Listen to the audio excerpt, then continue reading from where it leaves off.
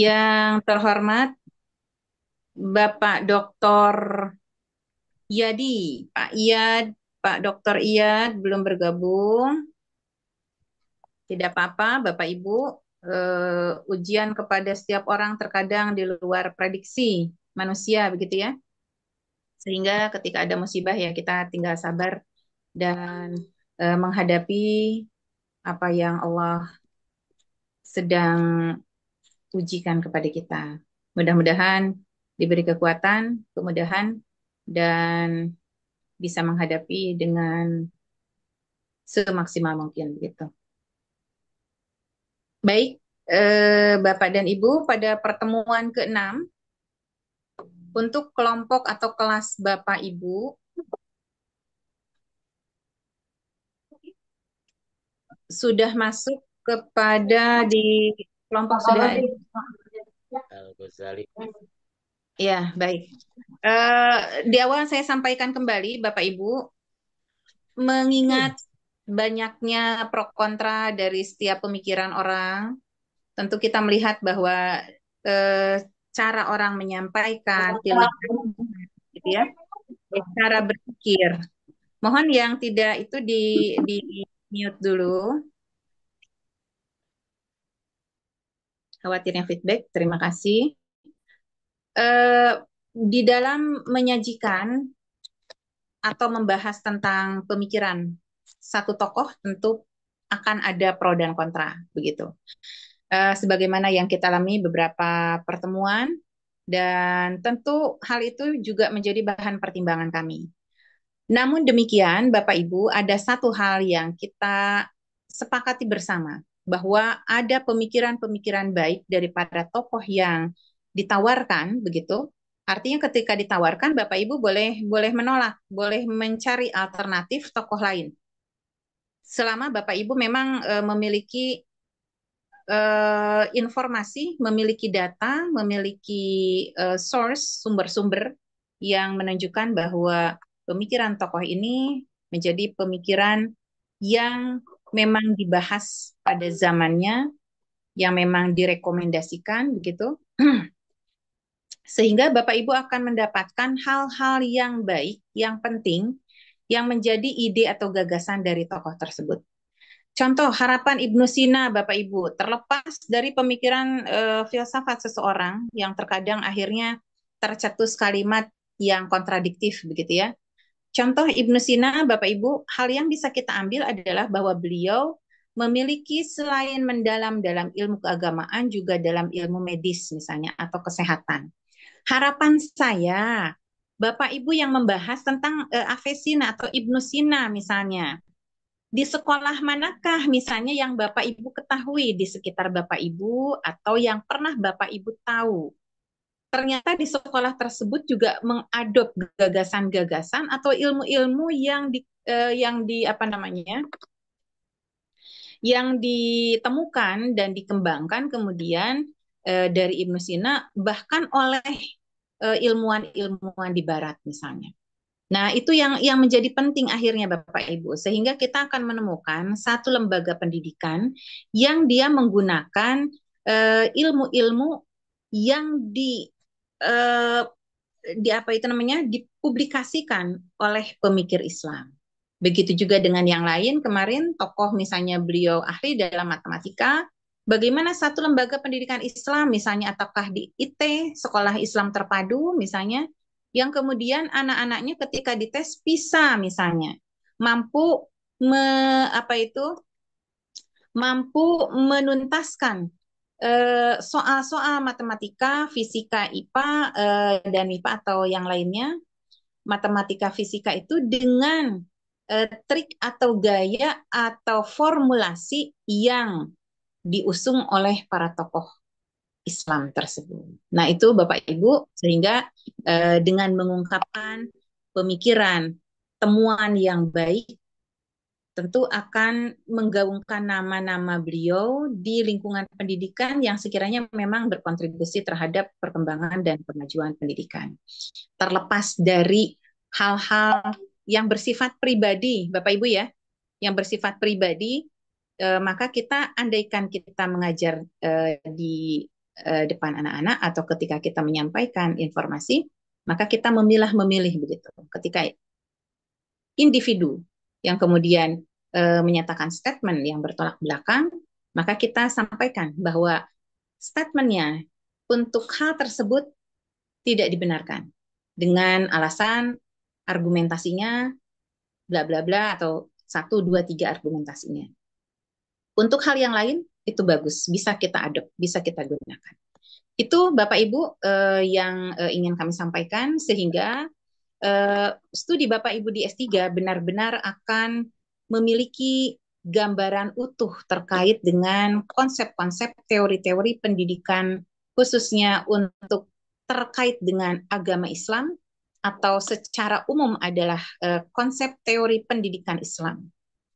Nah, di Indonesia artinya tadi Bapak Ibu di lembaga mana sih yang sekiranya memang kalau dia adalah medical atau kesehatan sudah menggunakan teori atau pemikiran yang dikembangkan oleh Ibnu Sina yang kemudian juga dikembangkan di negara barat.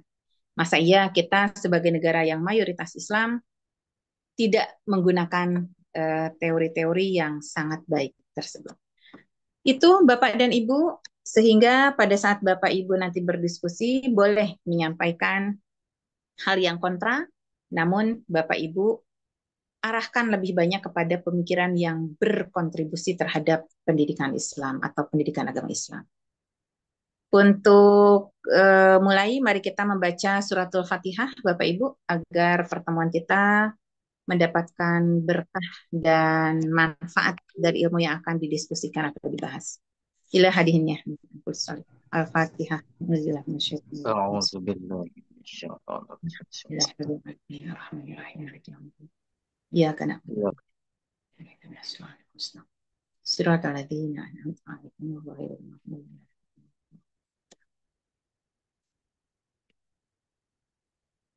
Alhamdulillahirrahmanirrahim. Bapak Ibu dipersilahkan kepada kelompok yang akan tampil pada hari ini.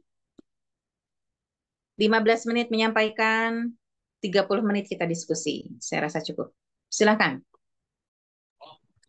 siap siap atur nuhun. Pak ini Pak Hari bisa share ya? Pak Irawan aja deh, Pak Irawan. Ini udah pakai Chromebook, Pak. Gak bisa Pak. Ini Pak Asap ada gak Pak Asap? Oh, siap. Pak Asap, bentar bentar. Ini saya gak bisa nge-share Minta tolong ketua kelas, Pak Ya, Kahfi, dibantu. bentar Bu. Siap. Pak Asap bantu nge-share ya. Saat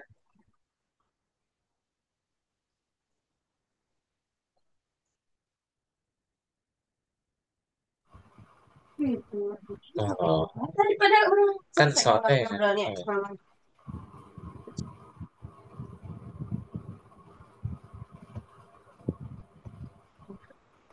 Bismillahirrahmanirrahim. Assalamualaikum warahmatullahi wabarakatuh. Waalaikumsalam. Waalaikumsalam warahmatullahi wabarakatuh. Alhamdulillah, wassalatu wassalamu ala rasulillah, mabad, ila diruni taqullah, haqqa tuqati wa la tamutunna illa wa antum muslimun.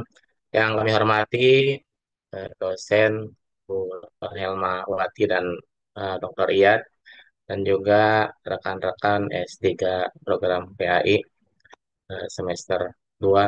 Alhamdulillah, hari ini kita akan membahas itu kelompok kami, yaitu saya Irawan dan juga Pak Hari Alihansah tentang konsep pemikiran Al-Ghazali dan relevansi dengan pendidikan agama Islam di Indonesia saat ini. Next, Pak Ustadz. Oke, Bukan rada ngelek. Al-Ghazali adalah salah satu tokoh yang kita ketahui bahwa seorang pemikir Islam ya, dan dalam konteks pendidikan pemikirannya memiliki relevansi yang mendalam di Indonesia. Gitu. Jadi kita akan menganalisis konsep-konsep utama pemikiran Al-Ghazali dan dampaknya terhadap pendidikan Islam di tanah air. Jadi apa yang sudah disampaikan Ibu tadi juga bahwa kita konteksnya ke bagaimana sih relevansinya pemikiran-pemikiran filosof termasuk Al-Ghazali ini di Indonesia. Ini kan ada beberapa kemarin yang sudah disampaikan. Kalau saya menitik beratkan kemarin juga mengambil hikmah, artinya mengambil hikmah ya dari pemikiran Ibnu Sina, Al-Farabi dan sebagainya gitu sebagai yang positif yang kita ambil gitu, yang negatif ya itu yang jadi pembelajaran kita. Kita mempelajari banyak tokoh-tokoh, kenapa nggak harus Al-Ghazali, Imam Syafi'i, ya itu kan ibarat kita sudah tugas, jangan hanya apa ya kita berbicara tentang Syafi'i, kita sudah masyhur lah, kita membahas Ibnu Sina, ya pemikiran-pemikiran positifnya itu yang kita ambil, itu yang sebenarnya kita pelajari di sini gitu. Kalau untuk perdebatan ini harus yang sesuai pendidikan Islam itu ya nanti akan lebih luas lagi, kita fokusnya pada pendidikan yang ada di Indonesia. Next. Nah ini Al-Ghazali yang perlu kita ketahui, yang sudah kita ketahui juga bahwa Al-Ghazali itu lahir eh, 1058 Masehi, dikenal sebagai filsuf, teolog juga gitu kan. Yang karya-karyanya kan yang sangat luar biasa gitu kan. Seperti Ihya Ulumuddin, kemudian yang gak kalah situ kan waktu semester kemarin kebetulan saya juga jadi pembahasnya di sana tentang falsafah ya gitu kan. At-Tahakkuk al-Falsafah. Jadi dia itu menentang pemikiran yang Ibnu Rushd itu kan. Nah, di situ kan ada pertentangan, tapi kita ambil hikmah dari itu semua, bukan hanya dari negatifnya seperti oh negatif ini seperti pemikiran Ibnu Rushd ya berarti kan nanti diluruskan ke Imam Al-Ghazali. Berarti ada pertentangan lagi nih dari Ibnu Rushd sama Al-Ghazali apa ibaratnya mempositifkan itu ya kita ambil hikmahnya gitu. Next. Nah, kita bahas tentang konsep pendidikan dalam Islam. Kalau berbicara masalah Imam Al-Ghazali ya, kita ketahui bahwa yang luar biasa, bahkan eh, yang atas Kang Sad. Nah, jadi pendidikan Islam tidak hanya berfokus pada pengetahuan akademis, tapi juga pada pengembangan karakter. Nah, Al-Ghazali menitik beratkan pada etika dan moral tadi. Jadi bukan hanya dari segi pengetahuan akademis saja, tapi pengembangan karakter. Emang kalau yang kami pelajari di sini bahwa banyak yang mengatakan bahwa Al-Ghazali ini katanya pemikirannya jadul gitu kan. Nah, ini kan banyak yang seperti itu. Padahal kan ini hal luar biasa antara menggabungkan nanti antara pengetahuan yang akademis dengan pengetahuan yang tadi konvensional ataupun zaman dahulu dan ini sangat berpengaruh pada pendidikan Islam yang ada sekarang ini. Malah dibutuhkan gitu kan. Ketika kita berbicara masalah teknologi dengan apa kekurangan dan kelebihannya gitu kan bahwa konsep pendidikan Imam Al-Ghazali terlebih dari pengembangan pendidikan karakter ini ya sangat dibutuhkan ternyata gitu kan. Dalam konteks pendidikan hari ini bukan hanya kita apa digitalisasi, modernisasi gitu kan. Malah pemikiran seperti karakter yang digagas oleh Imam Al-Ghazali ini yang sangat luar biasa pengembangan karakter ini gitu kan. Next, langsung. Kemudian ini pentingnya kan etika dalam pendidikan. Jadi Al-Ghazali ini Imam Al-Ghazali berargumen bahwa etika itu yang fondasi pendidikan itu. Tanpa nilai-nilai moral, pendidikan akan kehilangan tujuannya. Oleh karena itu kan pendidikan harus membentuk karakter dan kepribadian siswa gitu. Kalau saya sering iya apa eh, menyampaikan gitu bahwa apa ya cerdas saja tidak cukup, tapi harus berakhlakul karimah gitu. Jadi cerdas saja tidak cukup, tapi harus berbudi luhur gitu. Jadi pendidikan moral etika ini adab ini sangat luar biasa. Dan pendidikan kita cerdas saja tidak cukup, tapi harus berbudi luhur. Cerdas saja tidak cukup, tapi harus berakhlakul karimah itu. Banyak orang yang pintar, yang cerdas, tapi tidak akhlaknya kurang baik kan banyak pejabat-pejabat yang punten gitu koruptor. Kemudian dari segi punten dari guru-guru aja kan tidak sedikit yang ketika mereka mengajar atau beri pelaku tidak sesuai dengan karakter yang benar-benar baik yang ditonjolkan oleh Rasulullah Shallallahu Alaihi Wasallam gitu dan banyak contohnya gitu. Next, Kang Ustaz. Nah, integrasi ilmu dan spiritualitasnya tadi sudah disampaikan bahwa Imam Al-Ghazali ini menekankan bahwa ilmu dan spiritualitas tidak terpisahkan. Artinya tadi ketika ilmu pengetahuan sudah tinggi, tapi secara spiritualitas, secara keagamaan, secara filter yang ada dalam dirinya eh, tidak terpisahkan. Artinya mereka walaupun pendidikannya tinggi, tapi adabnya, akhlaknya tetap baik, tetap ada filter ketika menghadapi zaman yang terus berkembang. Jadi pendidikan yang baik harus mencakup apa ya, aspek rohani dan intelektual secara kepintaran, kepandaian mereka itu sangat pintar, tapi ada aspek rohani di sana yang menyatukan itu. Jadi kan ada keseimbangan antara intelektual dan juga rohani. Next, Kang Ustaz. Nah, ini metode pembelajaran Al-Ghazali yang kita sudah ketahui bahwa tadi yang disebutkan kenapa sih banyak yang Al-Ghazali ini katanya pengajaran itu jadul lah gitu, terlalu dahulu-dahulu. Tapi ini sangat luar biasa. Dan metode-metode pembelajaran Al-Ghazali seperti dialog, diskusi, refleksi, bahkan ceramah ini ya sekarang juga sudah artinya masih dipertahankan itu, dan penggabungan dengan metode-metode pembelajaran yang apa ya kian maju sekarang ini, dan ini tetap terjaga itu. Next. Kemudian relevansinya di Indonesia itu seperti apa gitu. Jadi pemikiran Al-Ghazali ini kan konteks dari pendidikan Islam ini, sekolah kalau Islam mengadopsi prinsip-prinsipnya untuk membenarkan generasi yang berkarakter dan berilmu tadi. Jadi dengan perkembangan zaman yang ada, kemudian digitalisasi, tapi prinsip dari mempertahankannya ini dengan karakter tadi, karakter dan berilmu. Jadi walaupun mereka itu mengikuti perkembangan zaman, apalagi digitalisasi, tapi karakter mereka itu akan selalu selalu mengikuti dan selalu ada filter di dalam diri mereka, sehingga mereka tidak terpengaruh dengan hal-hal yang negatif walaupun zaman terus berkembang gitu. Next. Nah, ada juga kurikulum berbasis nilai.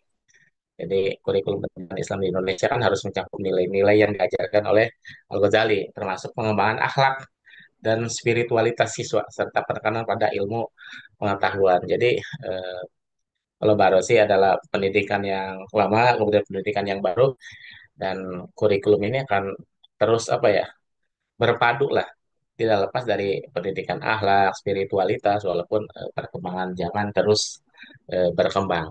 Mungkin next Pak Hari. Terima kasih Kang Irawan. Bismillahirrahmanirrahim.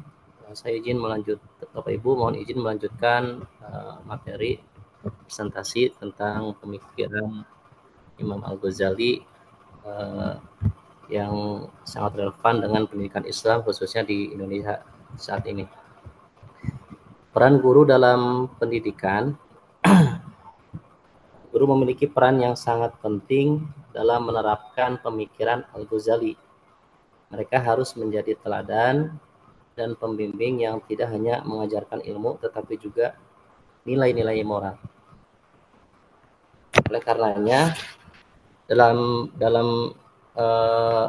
pendidikan Islam di sekolah itu guru sangat sangat memiliki pengaruh yang sangat besar, sehingga ada istilah guru itu tidak bisa tergantikan oleh, walaupun zaman sekarang ada AI atau artificial intelligence, kecerdasan buatan, sebab ada yang tidak ada dalam AI itu ya. Memang kalau secara IQ kecerdasan mungkin AI lebih cepat dalam memberikan ilmu atau wawasan, tetapi AI tidak bisa memberikan keteladanan atau ruh hati ya ketika mengajar. Nah, kehadiran guru ini sangat penting di kelas, khususnya dalam hal memberikan keteladanan kepada siswa-siswi, sehingga pembelajaran yang paling efektif itu yaitu guru memberikan contoh kebaikan, contoh keteladanan kepada siswa-siswinya, seperti itu. Next. Tantangan pendidikan Islam di Indonesia dihadapkan pada berbagai tantangan seperti modernisasi, globalisasi, dan perubahan sosial. Pemikiran Al-Ghazali dapat menjadi panduan untuk menghadapi tantangan ini. Jadi saat ini kita dihadapkan dengan berbagai tantangan ya, khususnya perubahan perkembangan teknologi yang begitu pesat ya. Jadi tantangan ini menurut Imam Al-Ghazali harus sebagai guru kita harus peka gitu, harus terus berupaya supaya pendidikan Islam di Indonesia ini khususnya bisa terus berjalan dengan baik dalam menghadapi modernisasi, globalisasi, dan perubahan sosial yang terjadi. Next. Kemudian karakter. Pas bagian CD. Pendidikan karakter merupakan salah satu fokus utama dalam pendidikan Islam yang terinspirasi oleh Al-Ghazali. Karakter yang baik akan membentuk individu yang bertanggung jawab dan berakhlak mulia. Nah, ini sesuai dengan tujuan dakwah Rasulullah dunia ini. Innama bu'istu liutami makarimal akhlak. Sesungguhnya aku diutus ke dunia ini untuk menyempurnakan akhlak.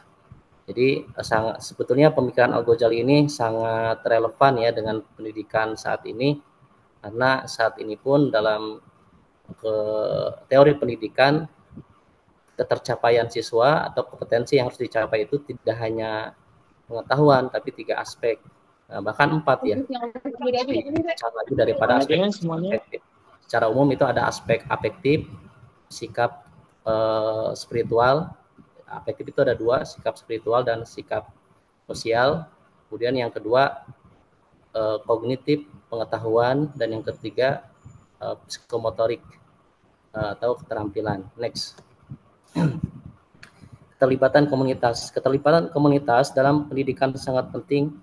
Al-Ghazali mendorong kolaborasi antara keluarga, masjid, dan sekolah untuk menciptakan lingkungan pendidikan yang mendukung.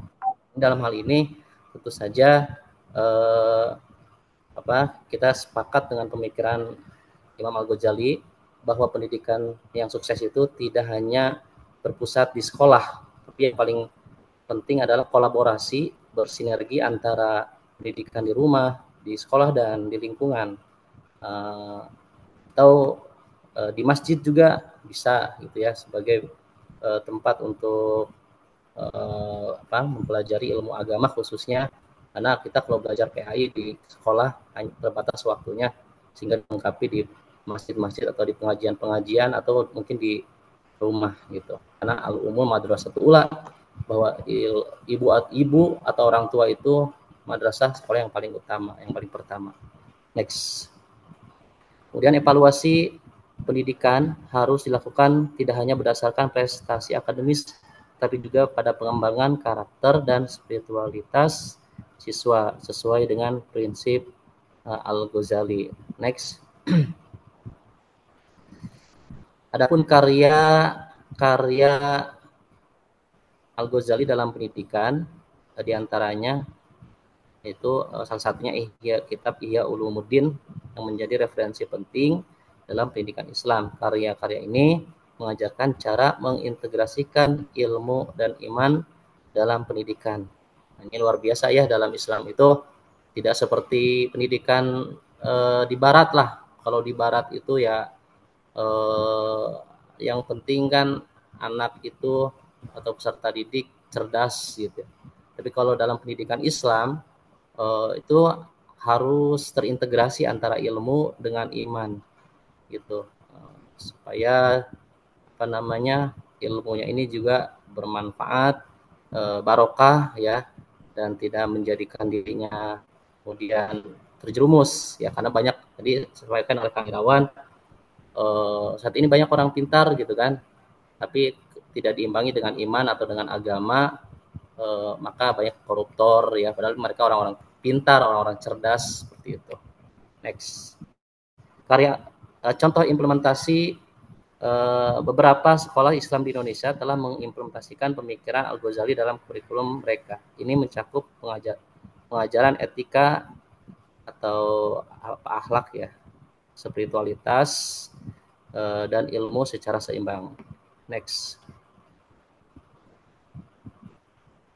Kesimpulan daripada presentasi pada kesempatan ini bahwa pemikiran Al-Ghazali memiliki relevansi yang signifikan dalam pendidikan Islam di Indonesia dengan mengintegrasikan ilmu dan spiritualitas serta menekankan etika. Pendidikan dapat menghasilkan individu yang berkarakter dan berilmu. Demikian yang dapat kami sampaikan. Mohon maaf apabila banyak kekurangannya. Terima kasih atas perhatiannya. Mangga Bapak Ibu, kami buka sesi tanya jawab atau diskusi. Terima kasih.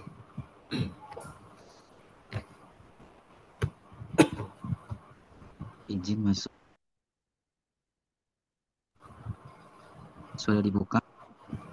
Ya, silakan.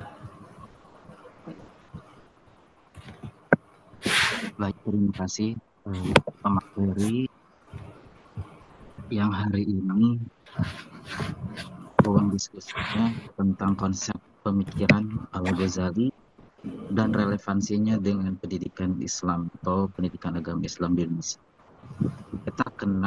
Kita mengetahui seorang tokoh Imam Al-Ghazali. Tentunya yang kita kenal karya Imam Al-Ghazali salah satunya adalah Ihya Ulumuddin. Kemudian juga kurang kencang Pak itu.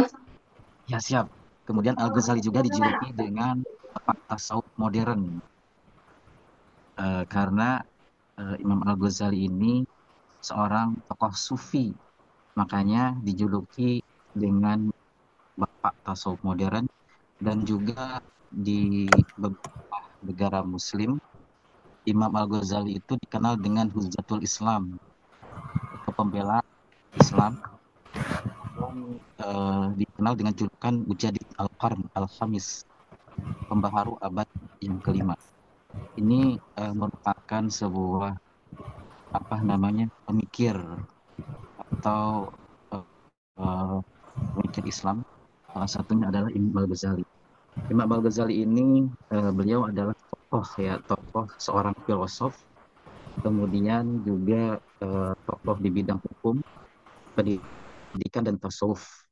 Nah, dari presentasi yang disampaikan oleh Pak Hari dan Pak Irawan, menarik sekali, dan saya mungkin kesimpulan dini ya, menyimpulkan bahwasanya Imam Al-Ghazali itu yang relevansi dengan pendidikan di Indonesia.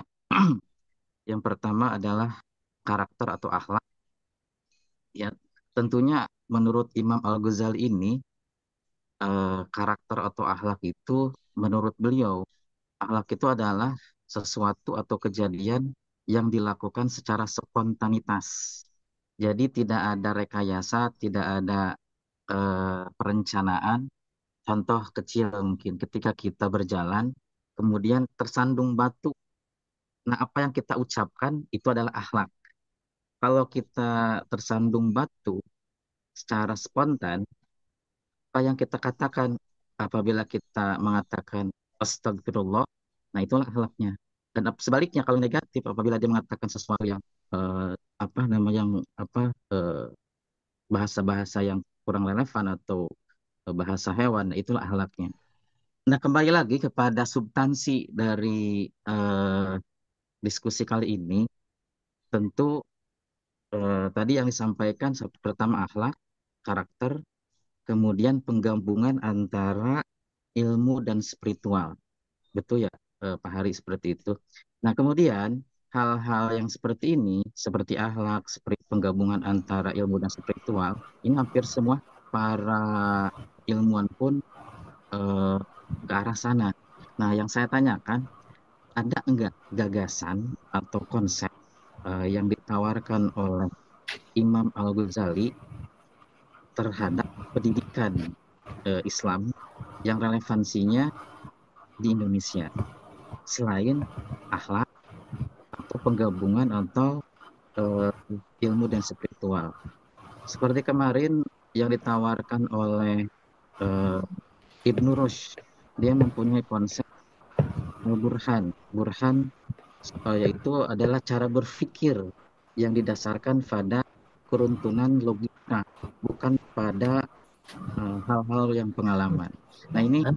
yang saya juga ya mau apa Nggak ya, ada. di samping eh, Coba aja apa, cek aja. tawaran akhlak, Ini. ide gagasan akhlak dan ilmu dan spiritual penggabungannya, ada nggak konsep lain yang ditawarkan dari Imam Al-Ghazali? Demikian mungkin, mohon maaf, tur nuhun. Terima kasih. Baik, terima kasih kepada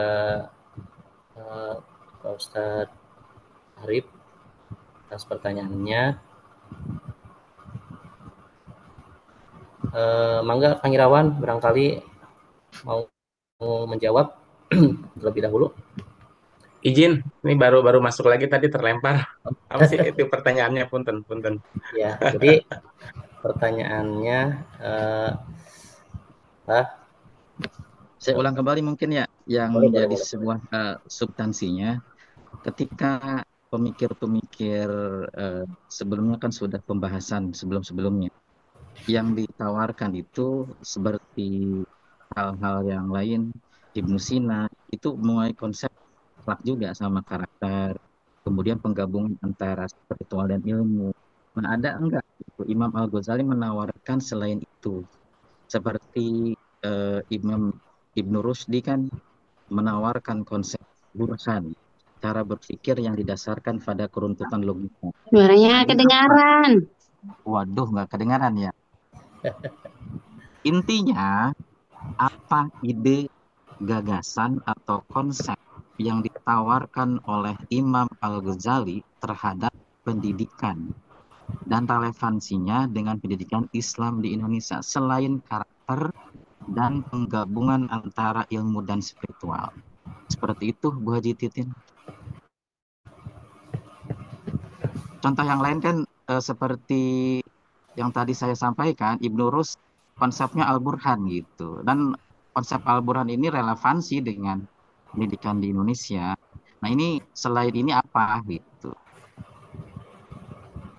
Begitu bisa dipahami, Pak Ya, Har? baik. Irawan, bagaimana? Kurang jelas suaranya, jadi tidak dipahami, Kiai. Pak Irawan, Saya ulangi dari awal. Oke, Pak saya Irawan. saya ulangi lagi dari awal. Diulangi lagi, Imam Al-Ghazali itu merupakan seorang tokoh filsafat. Kedengeran nggak? Ya, Kedengeran? Ya. Kemudian selain filsafat, pendidikan, hukum, kemudian tasawuf. Dan Imam Al-Ghazali ini dijuluki seorang sufi atau kosfi, disebut dengan bapak tasawuf modern. Bahkan negara-negara Islam di sana pun menjuluki Imam Al-Ghazali ini sebagai gelar Hujjatul Islam. Kemudian juga dijuluki sebagai Mujaddid Al-Qarn Al-Khamis, pembaharu abad kelima. Nah, menjadi sebuah pertanyaan yang hari ini kita diskusikan, judulnya kan konsep pemikiran Imam Al-Ghazali dan relevansinya dengan pendidikan Islam atau PAI di Indonesia. Tadi pemateri memberikan sebuah presentasi bahwasanya Imam Al-Ghazali itu menawarkan konsep karakter atau akhlak atau etika.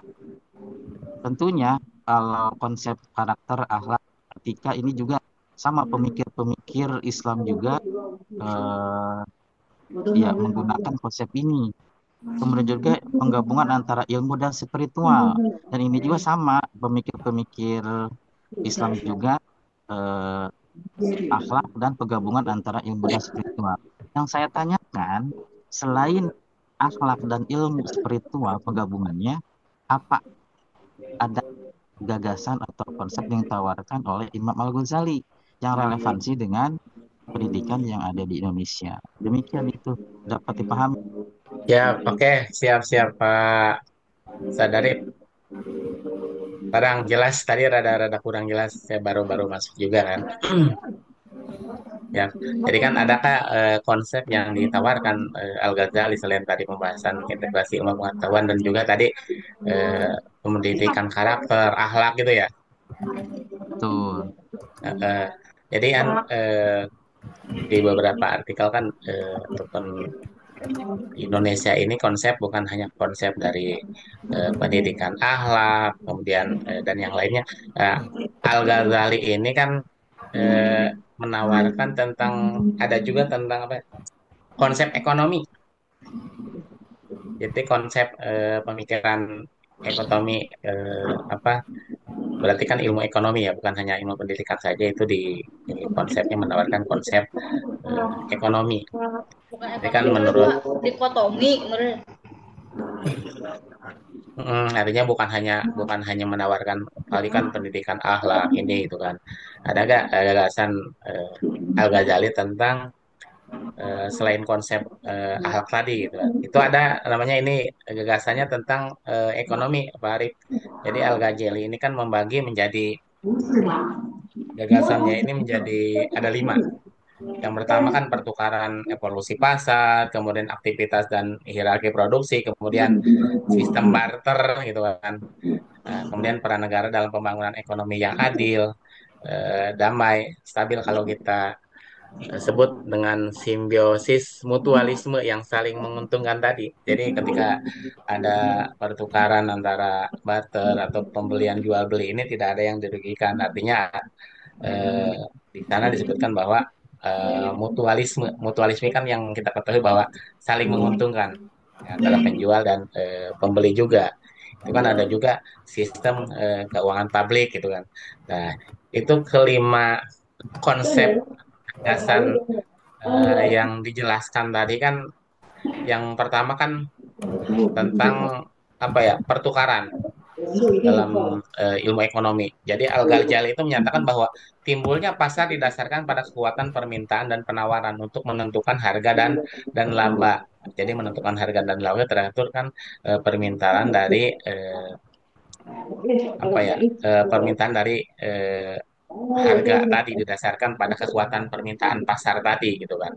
Itu di dalam buku Karim 2006 halaman 288 disebutkan di sana. Kemudian secara alami bahwa manusia selalu membutuhkan orang lain. Petani membutuhkan ikan, kemudian contohnya ketika petani membutuhkan ikan yang ada pada nelayan gitu. Sebaliknya nelayan juga membutuhkan beras yang ada pada petani. Nah, itu ada simbiosis ya, mutualismenya saling menguntungkannya di sana dan lain sebagainya gitu, bukan hanya antara petani dan nelayan saja gitu kan. Jadi dengan demikian bahwa proses kegiatan ekonomi itu dibutuhkan pembagian dan spesifikasi pekerjaan. Artinya eh, akan terjadi penambahan nilai dalam setiap proses aktivitas meskipun transaksi ekonomi yang dilakukan pada wilayah apapun lintas regional. Yang penting saling menguntungkan.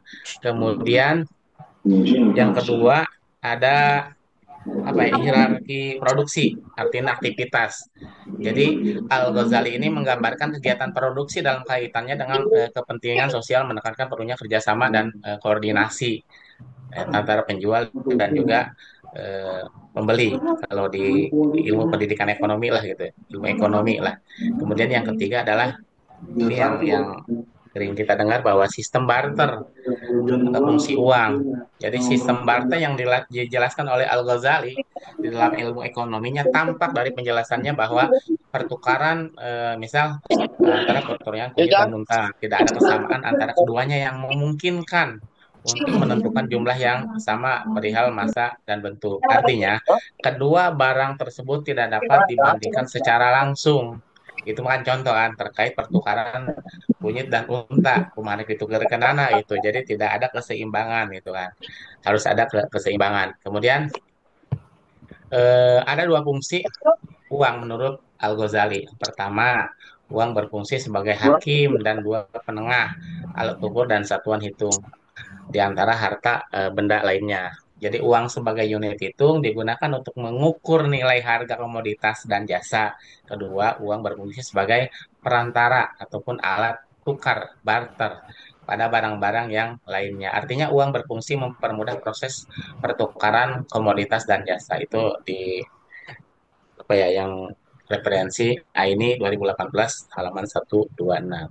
Kemudian ada peran negara dalam pembangunan ekonomi yang adil, damai, dan stabil. Jadi menurut Al-Ghazali bahwa negara adalah lembaga yang penting tidak hanya bagi berjalannya aktivitas ekonomi dari suatu masyarakat dengan baik, tetapi juga untuk memenuhi kewajiban sosial sebagaimana yang diatur oleh Wahyu. Al-Ghazali menyatakan bahwa negara dan agama adalah tiang-tiang yang tidak dapat dipisahkan dari sebuah masyarakat yang teratur. Agama adalah pondasinya dan penguasa yang mewakili negara adalah penyebar dan pelindungnya. Bila salah satu dari tiang ini lemah, masyarakat akan ambruk. Itu menurut Imam Al-Ghazali. Kemudian ada juga keuangan publik. Jadi, pertama, sumber pendapatan negara ini dapat dipilih menjadi dua bagian besar. Ini menurut konsep ekonomi Al-Ghazali. Sumber pendapatan dari Muslim dan sumber pendapatan dari non-Muslim. Sumber pendapatan dari Muslim terdiri dari apa? Tadi, zakat, sodako, gitu kan. Sedangkan sumber dari pendapatan dari non-Muslim adalah ghanimah, eh, jizyah gitu kan dan upeti itu kan dari awal-awal terdahulu sudah ada sejarahnya gitu. Itu mungkin Pak Arif jadi selain yang ditawarkan konsep tadi Baik, Pak Irawan. pembentukan Eh, karakter, pendidikan ini dari konsep ekonomi sudah ada. Mungkin saya ada yang garis menambahkan bawahi, atau yang Terima saya garis kasih bawahi kawan. dulu. Mohon Izin maaf, saya menambahkan. garis bawahi dulu, Pak Arif. Jadi yang tadi saya pahami kaitan dengan relevansi pendidikan di Indonesia, eh, Imam Al-Ghazali itu menawarkan dari sudut pandang ekonomi, kemudian produksi barter gitu yang saya pahami seperti itu. Tetapi substansi yang saya tanyakan itu pendidikan atau pengajaran relevansinya pendidikan Islam di Indonesia. Nah, apabila apa namanya kegiatan ekonomi itu diterapkan di sebuah pendidikan, kemungkinan besar Pak Irawan, jadi si siswa itu adanya jual beli di kelas gitu, atau membawa makanan di rumah kemudian dijual di kelas gitu yang saya pahami ya. Tapi yang saya tanyakan itu kan di dunianya Pak. Nah, seperti kemarin konsep eh, eh, Ibnu Rus kan mengungkap sebuah konsep burhani gitu, cara berpikir yang didasarkan pada turun-turunan logik. Nah, kenapa konsep burhani masih relevan di Indonesia? Karena siswa itu harus banyak bertanya ketika guru menjelaskan, jangan diam mulu. Jadi ini kan harus berpikir logika. Ketika guru menyampaikan, silakan ada pertanyaan. Nah, kemudian siswa pun bertanya. Nah, ini konsep burhani itu masih ada relevansinya dengan kondisi saat ini. Kemudian yang tadi apa konsep ekonomi mungkin itu pandangan umum kaitan dengan pemikiran Imam Al-Ghazali, bukan secara pandangan khusus kaitannya dengan pendidikan yang saat ini di Indonesia. Ini seperti itu. Mohon ditambahkan apabila ada hal-hal yang kurang begitu Baik, nyambung. terima kasih Pak Arif. Penegasannya lagi ya terkait pertanyaan tadi ya.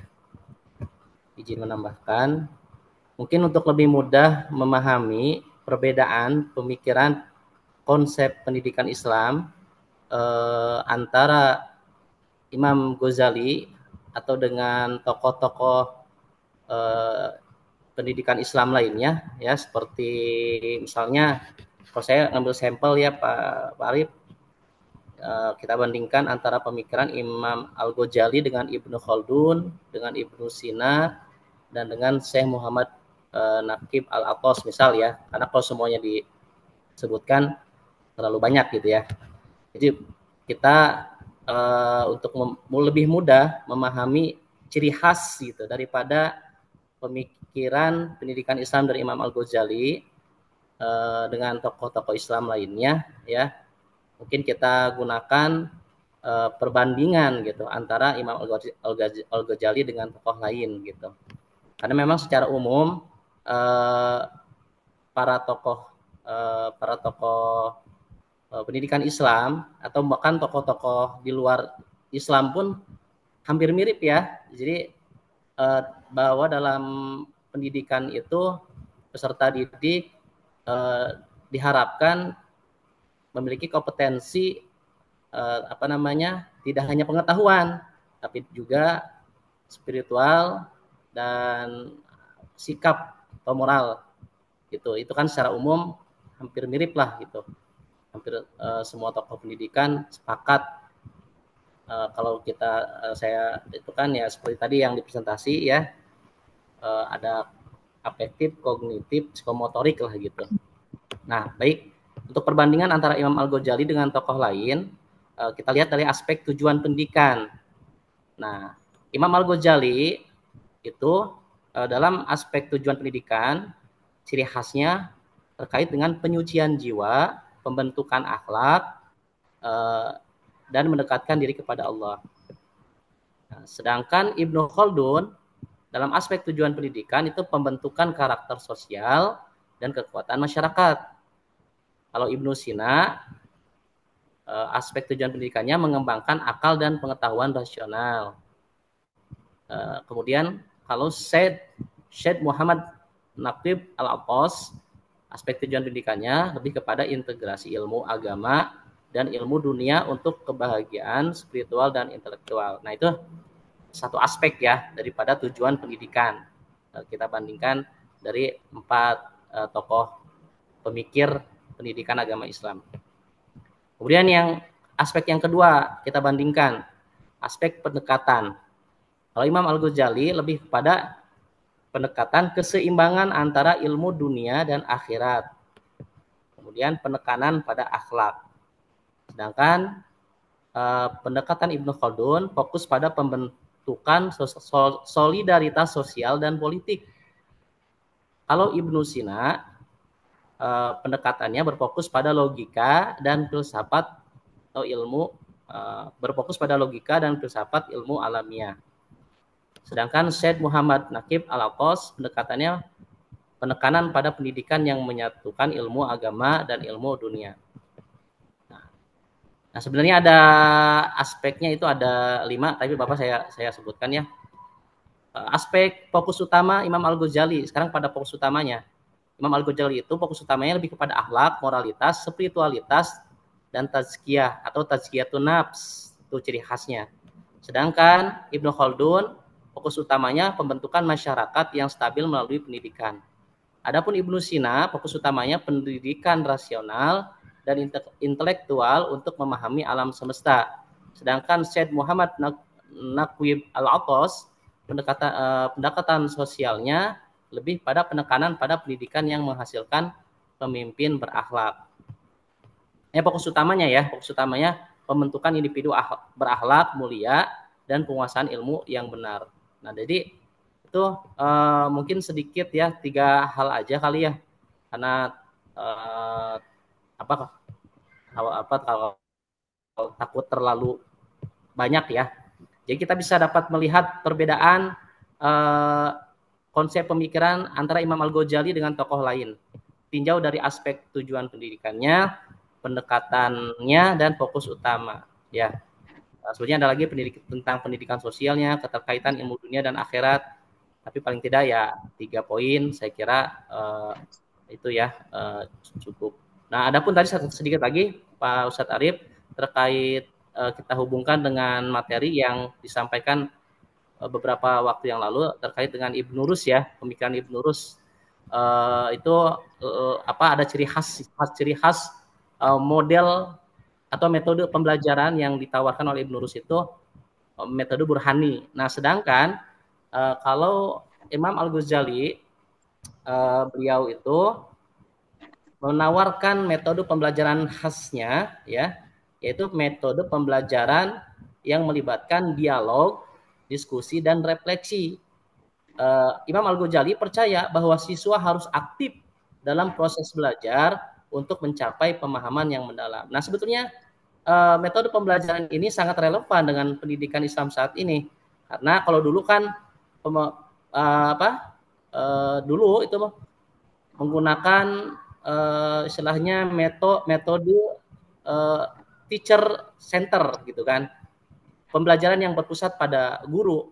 Nah, sedangkan di kurikulum 2013 ataupun kurikulum Merdeka itu menggunakan student center ya. Jadi pembelajaran yang berpusat pada siswa sehingga siswa itu belajar aktif, tidak pasif ya.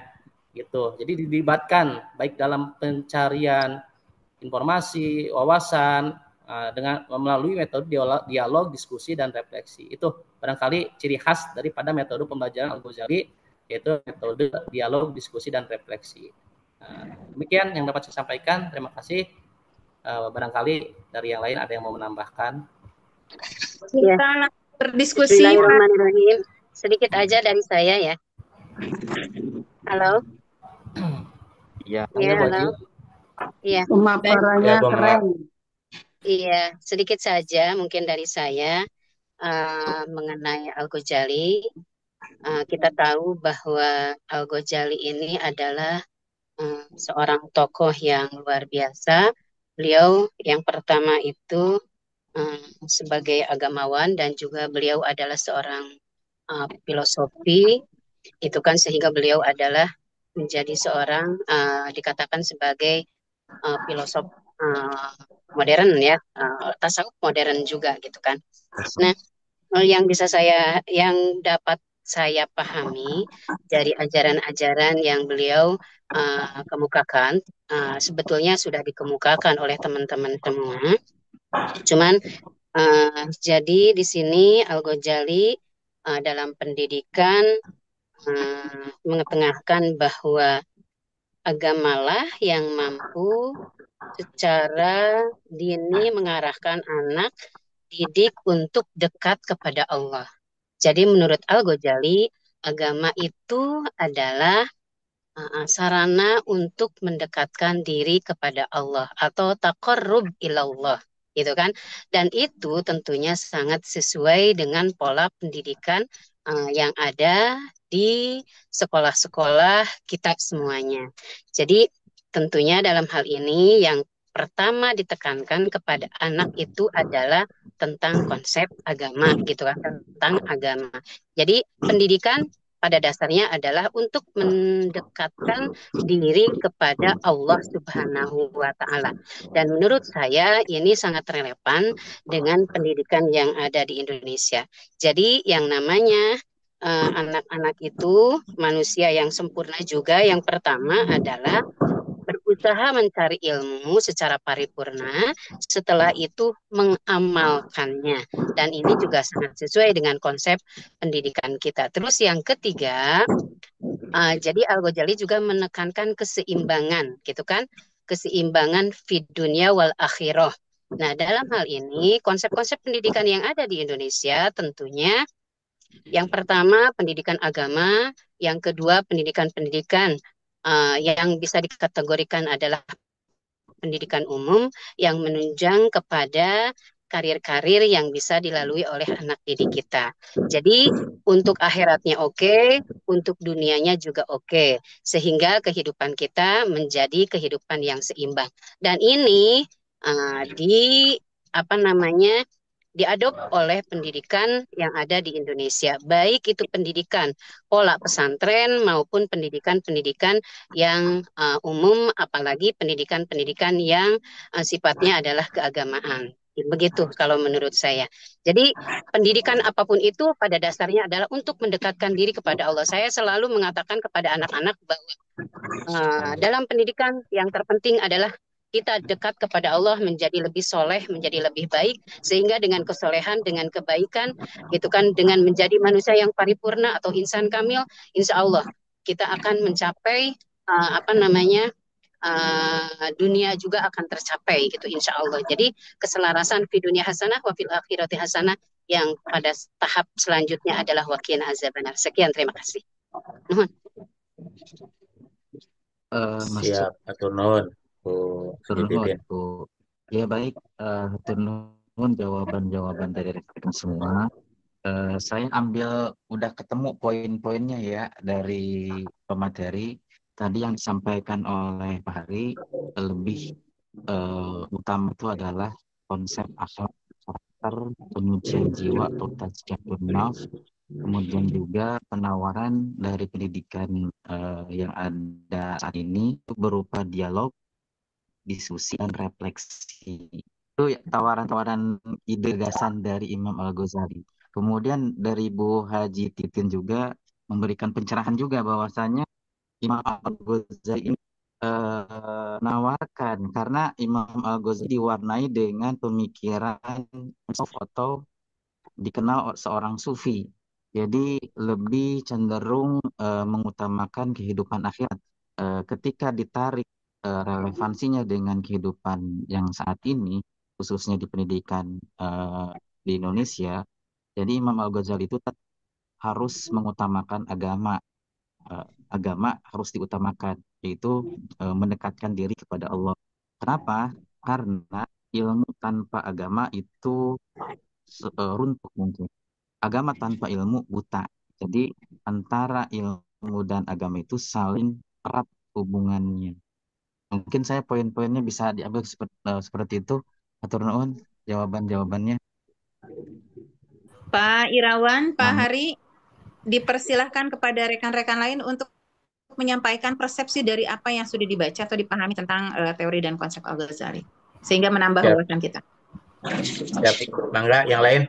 Mungkin Ya, Pak Ustadz Kahfi, Bu mangga. Gawi. Bu Izin Gawi udah Pak pemateri. siap, Pak Ustadz. Bismillahirrahmanirrahim. Alhamdulillah ini adalah tokoh yang kelima setelah Muhammad Iqbal, Ibnu Rushd, kemudian Ibnu Sina dan Al-Farabi sekarang yaitu Imam Al-Ghazali.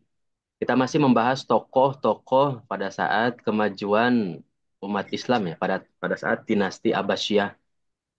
Kurang lebih hampir 500 tahun dinasti Abbasiyah memimpin ataupun berdiri. Di mana inilah perkembangan ataupun kemajuan Islam pada saat dinasti Abbasiyah.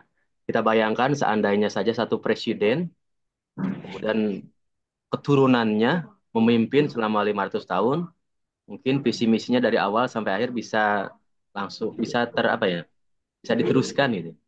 Alhamdulillah, panjang umur dong. 500 tahun. Nah, kalau kita lihat runtutan dari dinasti Abbasiyah ini memang kemajuan Islam itu sangat maju pada saat itu.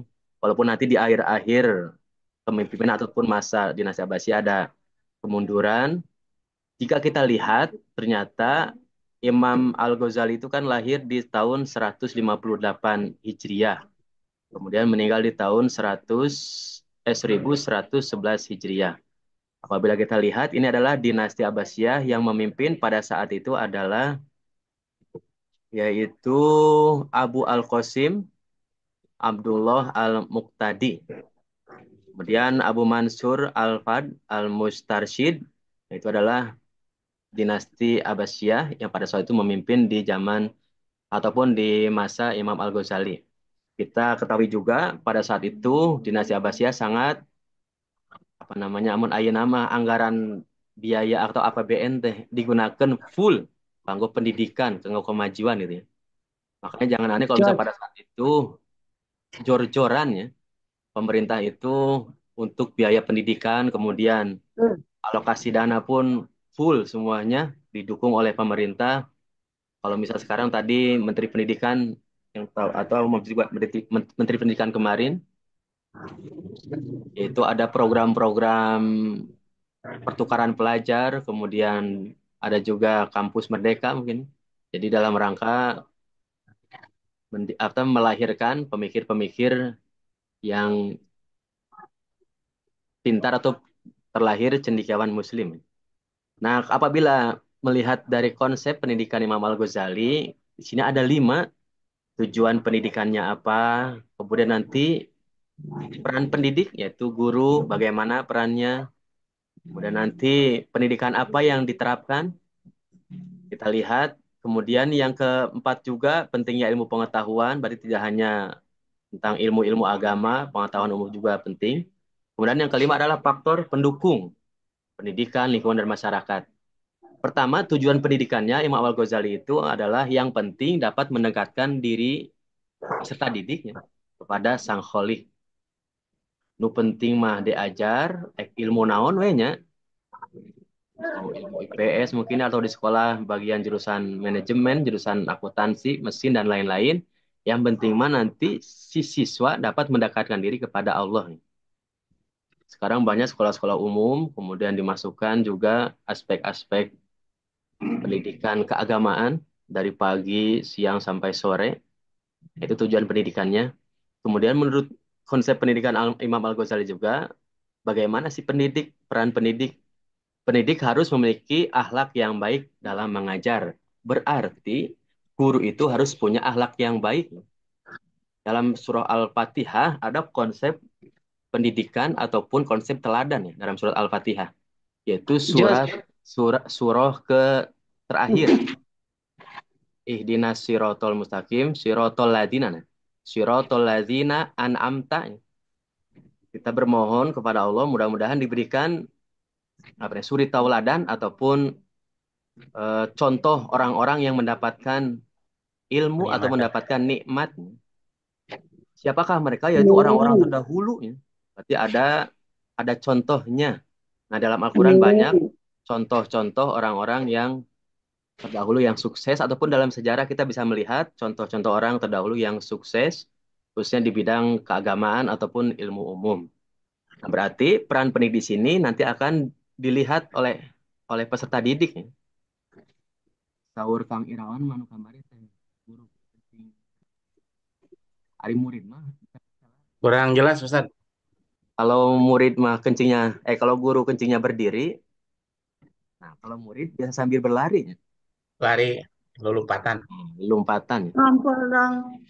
Peran pendidik harus memiliki akhlak yang baik ya. Kemudian menurut Prof juga, menurut Pak Menteri, dalam pendidikan akhlak tidak harus menggunakan teori-teori, udah kita tanamin aja ya, tanamin kebiasaan. Dari pembiasaan itu nanti akan terbiasa.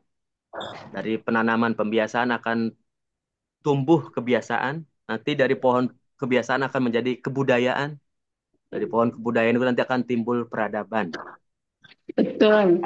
Kita lihat Jepang itu negara yang peradabannya maju. Sedangkan mudah-mudahan Indonesia nanti akan maju dengan didasari dari akhlak. Karena mungkin karenanya akhlak itu terbentuk karena pendekatan Dan ubudiyah pembiasaan. kepada Allah. Jadi akhlak yang baik akan terbentuk apabila pendekatan ubudiyah kita kepada Allah itu baik. Ya. Kayak kaidah nantinya. Mun teh mah alus. Namina tanya orang alus kepada Allah, nanti kita juga akan diberikan kemaslahatan ataupun kegampangan ya, kemudahan berinteraksi ataupun bersosialisasi kepada makhluk. Makanya nanti timbul pertanyaan, apakah siswa tersebut susah belajar itu ada implikasinya akibat ataupun ada sebab dari akibat mereka jarang sholat ataupun jarang beribadah. Bisa ya gitu nah gitu nih. Kunaonnya ya siswa teh hese diajar bisi mah. Bisi mah ternyata pendekatan ubudiyah kepada Allahnya itu tidak baik. Naon nanti redaksi Arab nanti dah. Barang siapa yang pendekatan ataupun hubungan kepada Allah itu baik, nanti maka Takorrub dengan ilallah. man aslaha bainahu wa bainahu. Barang siapa yang Ustaz, mik na goreng. Ya, siap. Barang siapa yang hubungannya Tapi yang penting mah asal ustadznya yang ganteng, Bu. Jadi barang siapa yang pendekatan atau hubungan kepada Allah itu baik, maka nanti hubungan kepada manusia pun akan baik. Yang jelas kemudian pembiasaan baik. Ya, kemudian pendidikan akhlak, khususnya menurut Imam Al-Ghazali, bahwa ada dua cara dalam mendidik akhlak kepada peserta didik mungkin. Dengan mujahadah dan membiasakan latihan dengan amal. Di sini kita Ibu Lina dan pendidikan akhlak kepada peserta didik dengan memberikan sholat seperti Ibu Nur Ayati sudah memberikan Yai, punten pemateri. Siap, siap, Mangga, siap. Bu Haji. Saya sebagai pendengar yang setia dari awal sampai akhir, semuanya pendapatnya baik. Semuanya bertuju kepada satu hal, yaitu mencerdaskan siswa yang madani berakhlakul karimah. Apapun cacar kira, apapun tata cara kita, apapun metode kita, semuanya kembali kepada pembiasaan. Seindah apapun, semuluk apapun rancangan yang kita buat, kalau tidak ada pembiasaan, bullshit, nol. Tapi Itu orang Menteri bisa Agama. karena biasa. Orang bisa karena biasa. Pembiasaan yang baik ibarat kata batu. Masa sih lama-lama ketetes air tidak terbongkar sedikit, bahasa seperti itu. Jadi sebenarnya apapun tujuan kita dan apapun ranah dalam pendidikan itu kan yang jelas mencerdaskan kehidupan bangsa yang berakhlakul karimah. Pembiasaan dari berbagai cara itulah yang mencerminkan keberhasilan seorang guru, bukan hanya Mantap. dari segi mau kita berargumen apapun dari awal sampai akhir udah bagus semua kok. Bu Haja Titin oke banget, pemateri oke banget, wawasannya luas luar biasa. Mungkin di antara kami bahkan ada yang belum paham, tapi dengan sedikit mendengarkan satu sama lain terbuka. Oh iya, berarti ada sambungannya antara Al-Farabi. Oh iya, berarti semuanya bertujuan satu, mencerdaskan kehidupan bangsa yang berakhlakul karimah. Ingat, pembiasaan yang dapat merubah segalanya. Bravo buat Ya, materi mantap. ini. Baik, aku masuk ya. Siap, siap Kiai. Ceramah Oke. Nara Dalila. Ceramah mana mau Ya. dibayar? Genep 10 menit. Oke. Ceramah gratis. Kiai udah sabar nggak Sama- sabar, Kiai bagus. Baik. Sekarang setelah mendengar Lebih dan 10 menit di amplopan. Oke, gini ya, menarik sekali nih pembahasan kita pada hari ini. Ya, saya tertarik pada apa yang terjadi atau sosok seorang Al-Ghazali ya. Memang beliau itu sejak kecil itu senang ya akan ilmu pengetahuan dan kecenderungan wataknya itu meneliti dan mengkaji tentang hakikat. Kendati pun dalam penelitian mendatangkan keletihan dan menuai kesulitan serta kesusahan yang diemban dalam menerobos perjalanannya ya. Al-Ghazali juga pernah menjelaskan ya tentang sifat dirinya bahwa kehausan untuk mencapai hakikat segala perkara yang menjadi adat kebiasaanku sejak pertama perkembangan umurku adalah suatu insting dan fitrah Allah yang tercurah ya ke dalam pembawaanku, bukan hasil ikhtiarku dan usahaku. Jadi memang nilai spiritualitasnya tinggi. Jadi ada bahasa kalau istilah mah beginilah. Kaifa yahsunu minkal ujubu fi amalika. Bagaimana engkau bisa merasa ujub dengan amalmu? Ya, kita pengen jadi guru pengen digaji. Kemudian pekerjaan kita pengen jadi pengusaha itu pengen juga digaji, jadi pegawai pabrik karyawan pengen digaji. Tapi ruyatu nafsika fiha, lihatlah dirimu kan. Ini Imam Al-Ghazali loh. Ini mah Imam Al-Ghazali. Lihatlah dirimu gitu kan. Kaifa yahsunu minkal ujubu fi amalika. Bagaimana kau bisa merasa ujub takabur dengan amalmu kan gitu. Ruyatu nafsika fiha, lihatlah dirimu ya. Semua bil awad ya, semua pengen ada pengganti daripada apa yang kita lakukan gitu. Tapi wajami udzalik, semua itu adalah bitaufikillah wa fadlih, ada dalam pertolongan dan karunia Allah. Kita bisa Zoom meeting ini karena sehat dari siapa? Dari Allah. Orang datang ke masjid jangan pernah sombong karena kau dilangkahkan kemudian oleh Allah. Kemudian engkau kemudian bisa melakukan sesuatu hal apapun itu lebih biqadarillah. Jadi selalu ada dalam sebuah hakikat. Jadi ulangi lagi ya. Jadi Imam Al-Ghazali itu pernah mengatakan bahwa kehausan untuk mencapai hakikat segala perkara yang menjadi adat kebiasaanku sejak pertama perkembangan umurku adalah suatu insting dan fitrah Allah yang dicurahkan ke dalam pembawaanku, bukan hasil ikhtiar dan usahaku. Jadi artinya ini menandakan bahwa Imam Al-Ghazali ini selalu bersandar kepada hakikat, yaitu Allah Subhanahu wa Ta'ala. Seperti sekarang, ibu-ibu saya tanya di majelis talim, ibu siapa yang kemudian yang ngasih makan ibu? Jawabnya suami, coba ya. Padahal suaminya kalau pergi ke pabrik kencing mulu atau mulu nggak bakalan jadi ke pabrik kan ya. Padahal sudah jelas ayatnya wa ma min dabbatin fil ardi illa 'alallahi rizquha, kan begitu. Tidak ada yang melata di muka bumi itu kecuali Allah yang memberi rizki. Ya, Betul, hakikat melalui dikembalikan kepada hakikat. Jadi seseorang tidak akan pernah ada sombong karena jelema gede hulu mah mal asup helm. Jadi jadi nilai-nilai spiritualitas inilah yang kemudian saya tertarik dengan Al-Ghazali. Maka pendidikan negeri-negeri ini kita tidak cukup kalau hanya ditekankan pada kecerdasan intelektual atau keterampilan semata, melainkan perlu diorientasikan dan ditekankan pada pembentukan akhlak dan moralitas, sehingga dunia pendidikan di samping dapat melahirkan generasi intelektual juga melahirkan generasi yang memiliki kepekaan sosial, bermoral dan bermartabat. Tepat sekali kalau konsep pendidikan Al-Ghazali itu diintegrasikan dengan pendidikan di tanah air ini, ya, dengan harapan hati nurani anak bangsa kita berkembang tanpa ada pamrih. Iya mah gaji naik, gaji apa itu menuntut bahwa kalau sekolah-sekolah bagus itu gajinya besar, maka kualitas pendidikannya hebat. Kalau menuju Imam Al-Ghazali nggak perlu gaji besar. Ya, yang penting semangat kita mendidik anak bangsa, kan begitu. Ya. Nah, jadi masih banyak mencari apa hal-hal yang bicara tentang materi itu masih banyak. Bukan hanya untuk mengajarkan kita kepada orang lain menjadi lebih baik. Ternyata kalau menjadi sukses pun mereka tidak akan pernah lupa terhadap kita. Saya banyak hari ini haul guru saya. Ternyata beliau Masya Allah tidak pernah sepeser pun mengeluarkan uang. Tapi dengan murid-muridnya yang sukses kemudian setiap haul itu meriahnya luar biasa dan hidangannya luar biasa. Karena apa? Keikhlasan gurunya.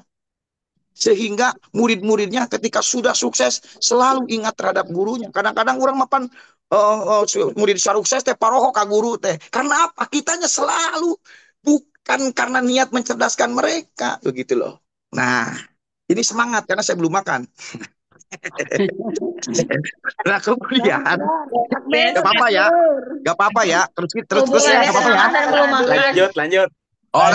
Maka untuk menciptakan kondisi pendidikan, maka diperlukan beberapa hal. Yang pertama adalah keteladanan dari pendidik itu, ya, baik dalam bidang ibadah, muamalah, dan akhlak atau action nyata. Ya, dalam komunikasi antara pendidik dengan peserta didik yang dinapasi oleh nilai-nilai spiritualitas yaitu Al-Quran dan As-Sunnah. Nah ini sangat efektif. Maka mari kita introspeksi diri. Jangan-jangan kita adalah seorang guru yang selalu pamrih terhadap apa yang diberikan lembaga, apa yang diberikan murid kepada gurunya. Mari. Kan begitu. Ya, makanya yuk sama-sama kita bangun hal-hal spiritualitas ini karena saya mengambil dan memetik daripada apa yang disampaikan Imam Al-Ghazali bahwa sesungguhnya bukan hasil ikhtiar saya, bukan hasil usaha saya, tapi itu semua dikembalikan kepada Allah Subhanahu wa taala. Jadi mudah-mudahan apa yang saya sampaikan ini menjadi pola pikir yang positif ya untuk kita sebagai pendidik. Mudah-mudahan terkait dengan nilai-nilai keikhlasan kita sebagai guru terhadap peserta didik dan semua menjadi guru-guru yang bisa mempunyai hati nurani yang betul.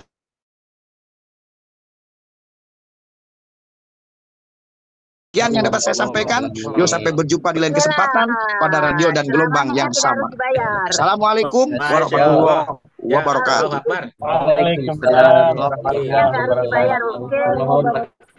Nanti ingat moto dari Depak. Mantap. Ikhlas beramal. Ikhlas beramal. Kiai Nanang ya. Kiai Nanang yang Kiai Marjoki acan ya. Dua deui. Mangga sok. Transferkeun bae saurna. Pak Kiai Nanang ya, geus aya tah. Pak Kiai Nanang mangga. Eta amplop Kang Pak Agus teh siapkeun. Mangga Pak Kiai mau dia. Atos enggak Yuris mungkin. Siap. Ya, geus disiapkeun. Bismillahirrahmanirrahim. Menambahkan apa yang disampaikan oleh Pak Kiai dan teman-teman semuanya bahwa ketika kita berbicara tentang Imam Al-Ghazali, beliau adalah bapaknya ilmu. Kalau saya katakan beliau adalah bapaknya pendidikan, bapaknya tauhid, bapaknya filsafat, bapaknya ekonomi, bapaknya hati. Karena beliau mengajarkan kepada kita bagaimana kita bisa menyeimbangkan antara hubungan vertikal dan hubungan horizontal. Baik urusan dunia ataupun urusan akhirat, baik urusan bagaimana kita berhubungan dengan Allah ataupun berhubungan dengan masyarakat, manusia, sekalipun dengan alam. Imam Al-Ghazali mengajarkan seperti itu. Bahkan beliau memiliki pemikiran ijtima'il ilmi wal amal wal istiqamah. Kita sebagai para pendidik harus terus mencari ilmu, kemudian perbanyak amal, kemudian istiqomah.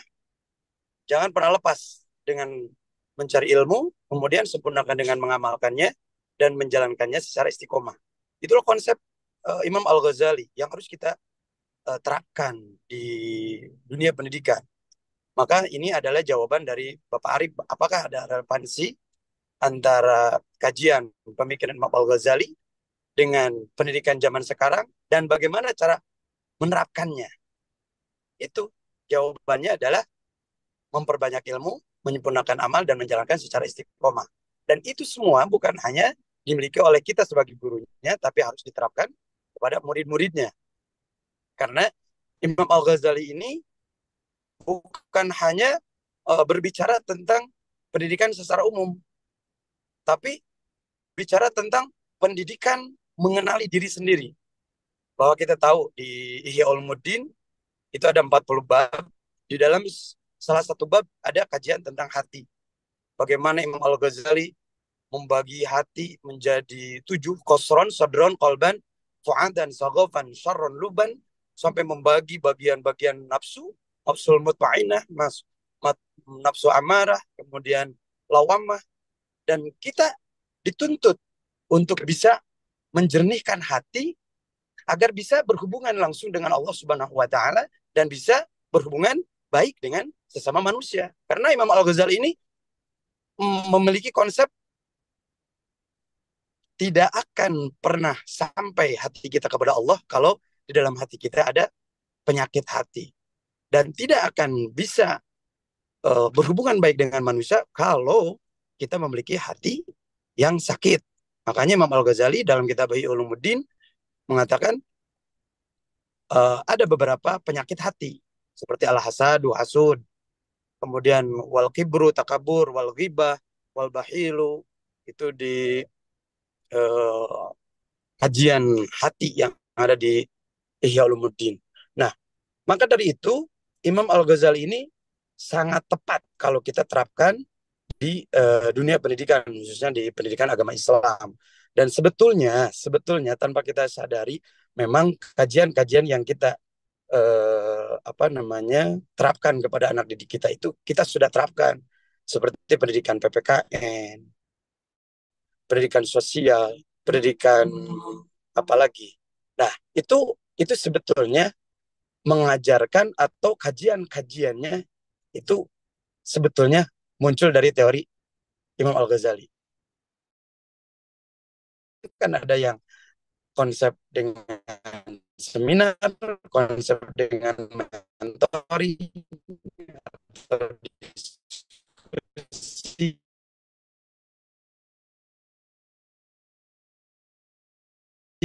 konsep dengan Ibda bin Absik, berbicara tentang Imam Al-Ghazali. Wah, kali seorang filsafat yang terlalu dalam mengkaji metafisik dan teologinya, sehingga Imam Al-Ghazali merasa tidak sinkron kalau diterapkan di zaman pada waktu Imam Al-Ghazali ada.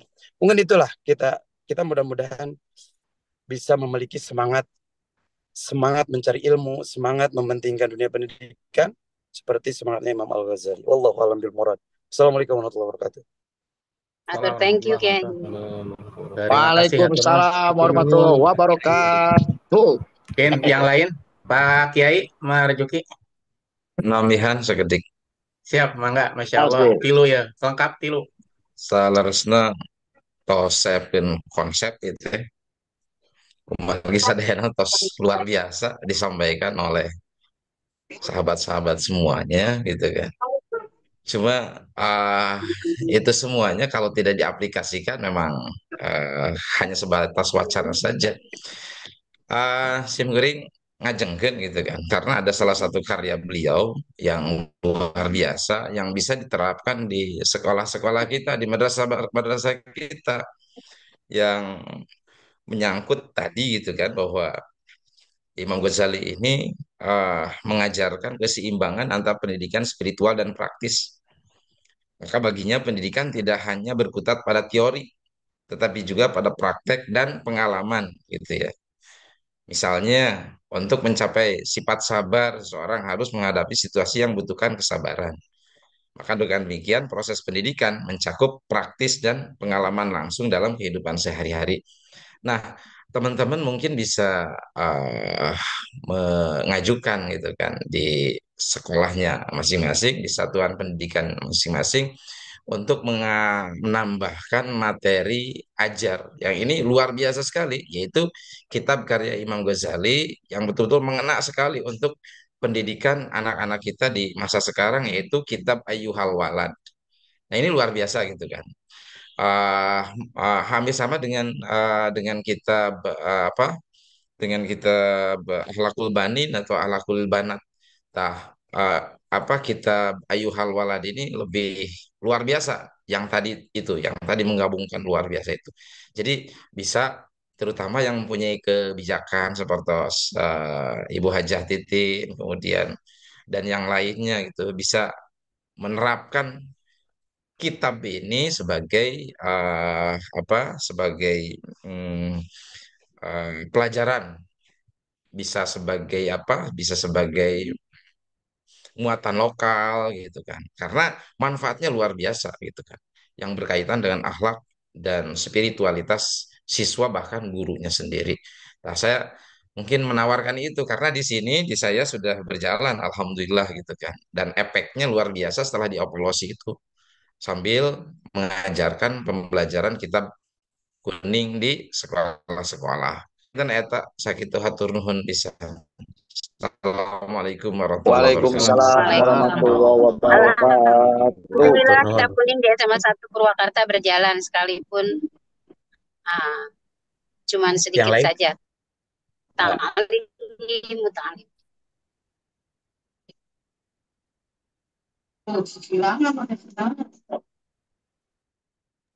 Masih ada Bapak Ibu yang bisa sharing? Mangga, silakan Bapak Ibu. Ada ini nih, Bu Nur atau Pak yang lain, Pak Wafa Nur, atau Bu yang lain. Lina yang belum aktif. Ada Darmawan, Mangga. Pak Kafi, Pak saya Darmawan tidak mungkin bisa share bisa screen ya. ini. Pak Kafi, saya bantu minta share screen. Tuh, Pak Kafinya juga tidak ada ya. Pak Hari aja, Pak Hari belum. Ibu. Pak Hari.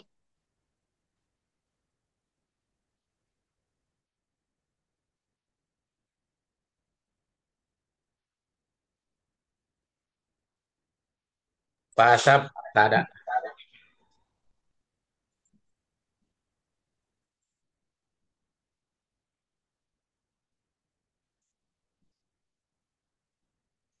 Siap Kang, kumaha Kang? Pak Ibu Kafi, minta di saya share screen. minta di co-host. Oh, Nanti rekan-rekan lain yang mungkin akan sharing ya terkait saya dengan bertanya aja dah. tahun. Sudah Bu. Pak Agus, ada. Siap sudah Bu. Silakan. Pak Irawan, Bagaimana Pak Hari. Mangga Kiai dijawab sorangan ya kenapa? bagaimana pendapat Imam Al-Ghazali tentang seorang guru ya? Pokoknya pengen secara rinci nih. Bagaimana pendapat Al-Ghazali tentang seorang guru atau peserta didik?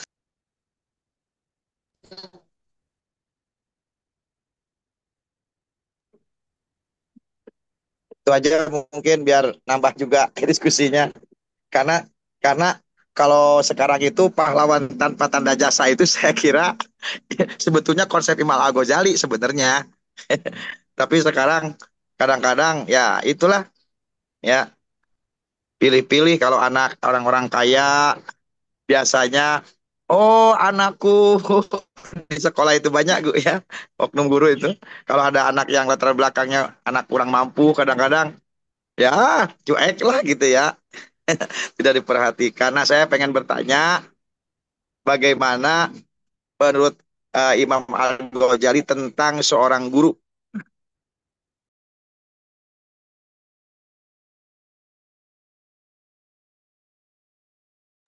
Jadi Jawabnya terima sama kasih Ibu aja, sama Ibu Dokter. atas pertanyaannya.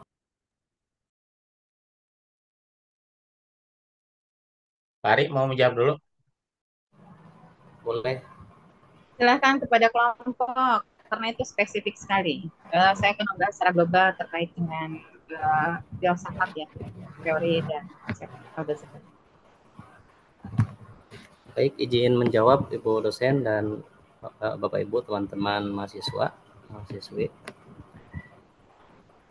terkait pertanyaan dari Pak Kiai Agus, bagaimana pendapat Imam Al-Ghazali terkait atau tentang guru ya.